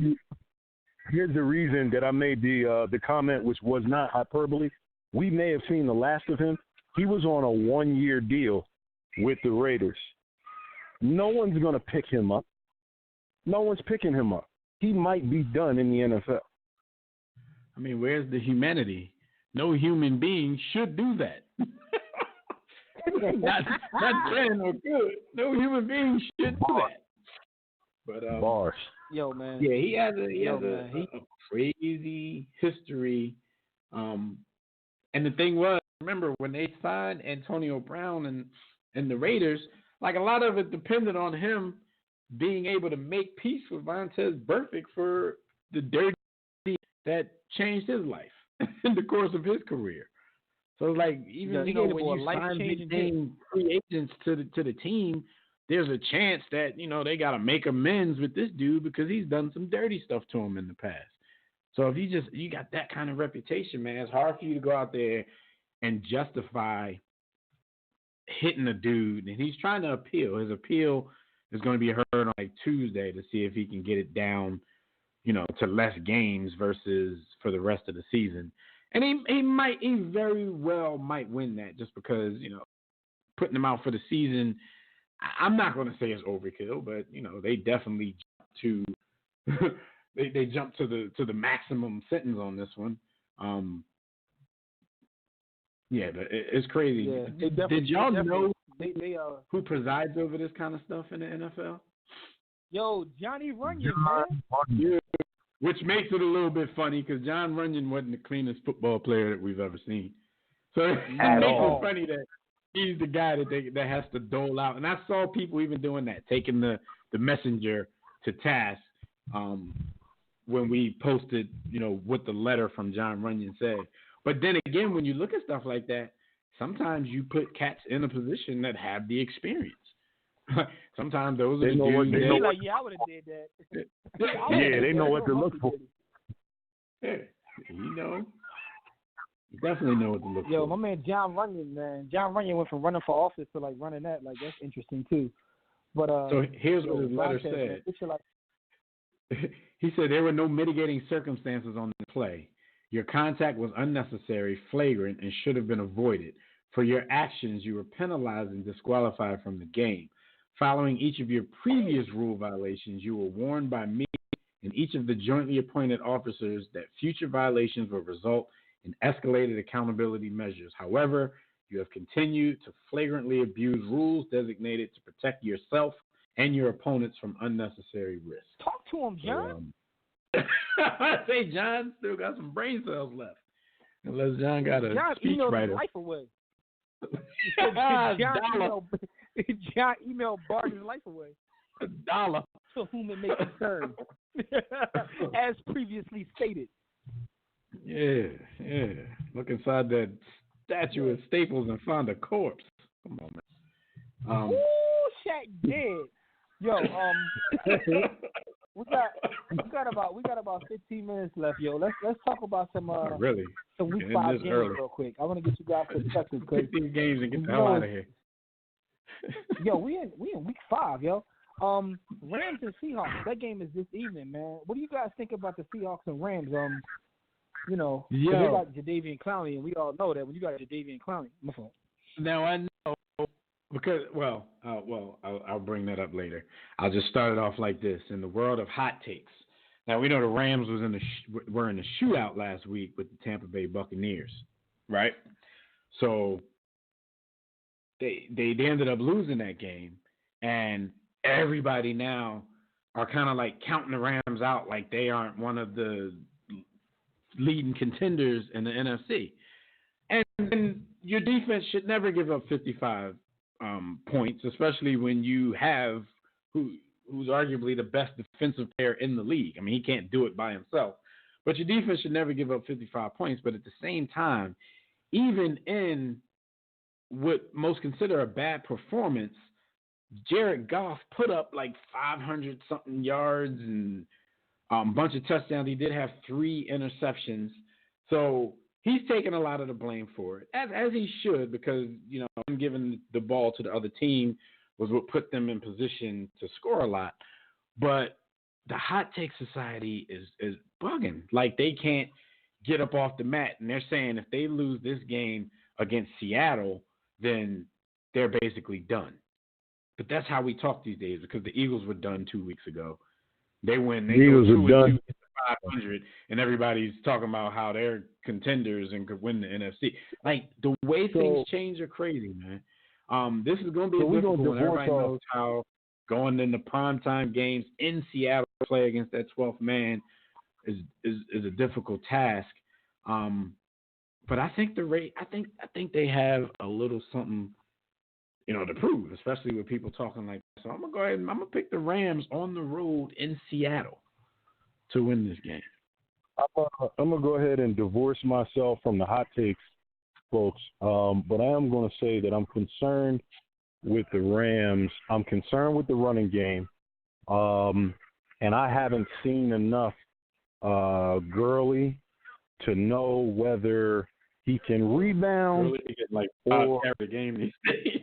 What the hell was wrong with Gurley? Yeah. I don't know whether the whole pitch count thing from the play from the preseason and from practice is real or just precautionary. And if he's the same player and they can get back to what Todd Gurley was, then I think the Rams have a strong chance to be a playoff contender as they have been in the past. If they can't get the running game going, you can't depend on Goff to drop back that many times and try and throw for 350 to 400 yards, let alone 500. So that becomes your question. And where's the Rams defense? What is happening? Like you say, Aaron Donald can't do it all by himself, man. What are the rest of them jabronis going to do? Because Aaron Donald definitely ain't fell off. So I don't know what's up with their D. Russell Wilson. Russell Wilson, no doubt. Russell Wilson is still Russell Wilson, which in Seattle, which gives them a fair chance. I'm gonna go ahead and pick Seattle because it's a home game, not because the Rams have fallen off a cliff necessarily. I just need to see more from their run game, and I need their defense to show up. Yo, I'm going with the Rams. I mean, not the Rams. Sorry, the Seahawks. I'm gonna start off by saying I'm going with the Seahawks. I'm not a fan of Jared Goff. I don't believe in Jared Goff. He has yet to prove anything to me. And I think the whole thing with Gurley is, it seems like the way they used him so much in the previous seasons that by the time the season gets towards the end when they really need him, he's beat up or hurt because of the way. So I think they're trying to not give him as many carries this year, but you still got to get to the playoffs, doggy. Like, I guess they figured they could. I think they fallen victim to. We could push the button. That injury is permanent. Like, that injury is something that's going to be reoccurring. Like, not just keep the tread on the tires. Like, they're worried that his knees are like arthritic or something. I think they also because of their success though in terms of going to the bowl. I also feel like they have a little bit of arrogance to them too. Like, we'll push the button when needed. Like, that doesn't always work out the right way, but their coach is a little arrogant prick. So we'll see. But I also, just from watching Seattle play, because I got Tyler Lockett on my fantasy team, Russell Wilson, man, like, Yo, dude is a baller. I don't know about him being the top scrambling quarterback in the last 30 years, or someone told me on Facebook today. But, you know, he does seem to be getting better. Yeah, they say it's funny because the top I feel dual like, threat quarterback of all time. So. Yeah, it's funny because as I watch him play, he seems to be getting better. But it's like, yo, the better he gets, the less weapons and the worse his team around him is. It's kind of sad because like, if he don't need any weapons, the player we got to run. Yo, but it's like if he was the player that he was like now a couple years ago when they had the Legion of Boom and Marshawn, oh man. Because remember, he still was like, you know, coming into his own. Like he wasn't the player he is now. But if he was the player he is now a couple of years ago with all the talent around him on both sides of the ball, they'd be scary. So, but now he's carrying that team. So salute to Russ because at this early in the season, he's got to be one of the MVP candidates. But I'm taking Seattle at home. We got a couple more games. Get you guys' opinion about. Let's talk about those Buccaneers and Saints, man. The Buccaneers, I don't know what to make of them. Shout out to Tobias and shout out to DJ Willie G in our group chat because they're Buccaneers fans. And I like trashing Jameis just to piss off Tobias, but you know, Jameis crap on every other young quarterback in the league. Still got them leash for Jameis. Yeah. That's the only reason I do it though, because I actually want Jameis to succeed because I'm a protectionist. But at the same time. Jameis, you know, but he, you know what he's doing right now, Jim? He's Derek Coleman in right now. He's in a contract year, so he's getting his he's in a magic contract year. He's trying to get that bread. Next year, he's going to get that bread. Don't be fooled. I can tell genetically that at some point in time, Brett Favre's family may have owned Jameis's family because the DNA. But here's the thing, the crazy part about Jameis is, Jameis is in better shape than I've ever seen him. Boy came back like skinny now. He's skinny Jameis. Like, he definitely want a new contract, dog. Mm-hmm. You know, y'all he does. If we all get behind him, Paul, and he balls out for the rest of the season, and he gets his money, like, is he going to let us all down next year? Like, come on, John. Yes. Yeah, he's going to come back out of shape like before. Don't get on the train, man. Crab legs in his blocker. Yo, Derek Coleman in the contract here was arguably the best player in the whole league. Once he got that once he got that contract, he was back with his two-piece Dickies on the bench. Always injured, load managing. Got it. Yo, I remember one time he played for the Sixers, and they said the boy had like a broken toenail and took like a week off. Like, dude, you're a hangnail. Basketball. You know, like, dude, you're in the NBA. Like, what are you? I remember that. Yeah, right. Anyway, man, let's see the here nor there, man. Right. Who y'all messing with? The Saints at home. They still got Fred Purdue's favorite quarterback. You know what I'm saying? But their defense showed up big last week. This is difficult for me because even though they showed up against a very good team last week, I don't know if they're going to be able to put that together back to back with Teddy Bridgewater out there refusing to throw to anybody but his running backs. The Buccaneers, the way they scored last week, the Buccaneers was impressive. And even though they're going to run up against a better defense, I just don't know if they keep up that type of pace. Like, are the Saints defense going to be good enough to slow them down enough, you know, in a situation where Bridgewater might not lead them to a lot of points? They didn't score a touchdown last week. They scored 12 points all off the field. I'm taking the Buccaneers. I'm taking the Buccaneers strictly because of Teddy Bridgewater. I'm taking the Buccaneers. They're going to go in there. Teddy Bridgewater makes me angry. Teddy makes me angry because he's not a black quarterback or a white quarterback. Dude can't really run, and he don't push the ball down the field. Whatever is worse than check down Charlie is what he is, because he will not throw the ball further than 5 yards forward and 12 yards to the side. Yo, he is down Fred Purdue told us he was going to revolutionize the game, but, you know, it is what it is. He's going to light it up. Yo, light it up. I'm taking whatever team Teddy Bridgewater don't play for. But with that being said, every week. I mean, the Cowboys might be trash. Yo, you lose to them. So Packers at Cowboys. That's an interesting game too. We got the Packers coming off their loss to the Eagles, to the Cowboys coming off their loss. Yeah, we got two teams that were undefeated L's last week. This is a home game for the Cowboys. I don't think they're bad. I mean, there's a lot of people out there, just riding with the fact that as soon as y'all played a decent team, you ended up losing. It's not like they were having close games with those bad teams. I just think I don't know. I just think Saints defense just caught them last week. I got the Cowboys in this one. I hope it's true. I hope they can. I'm taking the home team. I'm taking Teddy Bridgewater led team. Yo, do we know what the situation is with Devontae Adams' toe? Because my decision is based on whether he's gonna play or not. If he's gonna play, I'm going with Meadowlark Leonard. Yeah, because he gave the Eagles everything they wanted and desired last week until he got injured. This is your desire? Everything they desired. Yo, he made me believe Robert Ahmad's position on our cornerback. That's how bad it was, man. I never disbelieved it. I just think dude is too fanboy with it. Like the people that he was blaming was my issue. Like you already knew what we had in the defensive backfield. That was his latest rant. This is what y'all desire? Yo, last game we gotta get into before we get out of here, man. Let's talk about the Browns. The Browns are back. So are the Niners apparently. Is it me or the Browns on national TV every week now? Yo, the Browns Shout are out to American Odell team right now. So Baker Mayfield could be aggressive and talk all kinds of crazy because never mind. That's either here nor there. But the fact of the matter is, people love the Cleveland Browns. Odell Beckham and Nick Chubb pause.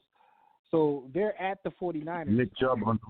49ers on national TV. Oh my God. Right. The undefeated 49ers, one of 3 left in the league. I'm taking the Browns though. Sorry, gold-blooded gang. I'm taking the Browns on this one. Not that I really believe in them. It's just, to me, 49ers, even though they're undefeated, they still got to show and prove. I think the Browns are getting better because they're learning that they need to, they need to ride the services of Nick Chubb balls instead of, trying to start everything with their quarterback and wide receiver. So I think they're starting to get a better grasp on how their offense should be run. I hate picking against teams coming up by. I hate doing and Nick Chubb on my fantasy team. I love Nick Chubb's game. Pause. I'm hating. I love Nick Chubb's game. Pause. I think there's a lot of talent on the Browns, but I dislike Baker Mayfield for the same reason Jimmy dislikes him, because of the privilege. So I feel as though I'm going to lean towards rooting against him for the majority of his career. So I'm picking Jimmy G in the point of his career. Yo, this boy said his career? It's already decided. Yo, man. I'm just gonna put it like this. I'm gonna put it like this. I hate picking against a team that's coming off of a bye, right? Like I just do. But I gotta pick the Niners. I can't pick privileged dude, man. Like he gets away with all kinds of stuff. Let's just say that if he was melanated, he wouldn't be able to talk the way he talks. You know what I'm saying? Like just like if Bull would have walked in, shut all that up. Yo, if Bull would have walked into the chick's house and shot her, he wouldn't be getting hugs in court. The same way. No, man. Damn. I'm gonna leave that alone. But all I'm saying is I can't stand the Bull. Plus the Niners are coming off a bye. It's hard to pick against a team coming off a bye. So I'm gonna go with the Niners. I don't think either one of these teams are really that good. But I'm also thinking about the fact that the Browns at Niners get a national game. How nasty would that have been like just 2 years ago? No. But Jimmy, where's Shaq at? Yo, Shaq dead. I almost said a foul lingo. Almost dropped the N-bomb right there. But yo, Shaq dead. It's time for us to get out of here. Thank you, brothers and sisters, for joining us for another briefing in the War Room. Shout out to everybody in the chat room, Facebook, Twitter, all the calls we got through. Well, here's the thing, though. FOH the Blog Talk. I want to put that in our message, so I want y'all to hear that. FOH, y'all can see me. This Jimmy saying that. Put that on the hard drive. But yo, tune in next week live right here on demand as we catch you up on everything going on in the world of sports. Remember, the hub, warroomsports.com. Catch everything we do, all of our social media, all of our content, everything that's on the hard drive is up there. Again, warroomsports.com. Make sure you pick up a copy of my book, Sports the Book, at sportsthebook.com or warroomsports.com. But until next time, everybody, don't accept mediocrity. Be steadfast in the war against ignorance. We'll see you chumps on top. Miss Shaq.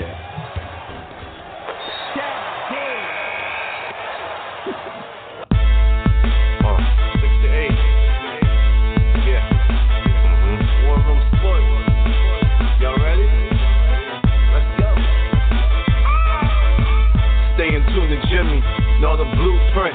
Every Thursday, 6 to 8, they do this. Shout out to Dez, PJ, B. Austin, Bay on replay. OneRoomSports.com. Get that mobile app. If not, dial 323-140012. They be going and you sensitive, then oh well. Physical podcast, let's talk sports. Showtime like magic and the block push. Listen live, push one to join in. Rip your team or listen for your enjoyment. Hip hop scholars, pit stop and knowledge. Should be in sports credits, I ain't talking college. 5 guys, no beef though. Corporate secret, but the streets know. Belafonte, I got a G flow. KC, royalty, I'm in beast mode. 2 hours, get your game up. Who's the best in sportscast? You better name us. War Room Sports. Yeah, you know, Jimmy, Dez, PJ, Shot Back, B. Austin. I'm Josh. Up here coming on the beat.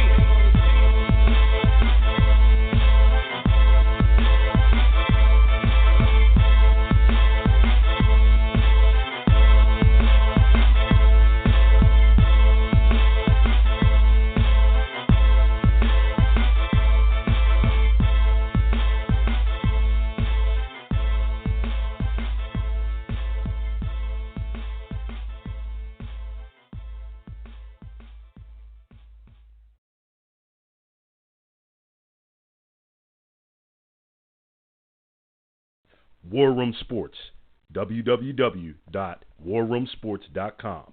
What? Ain't no more to it.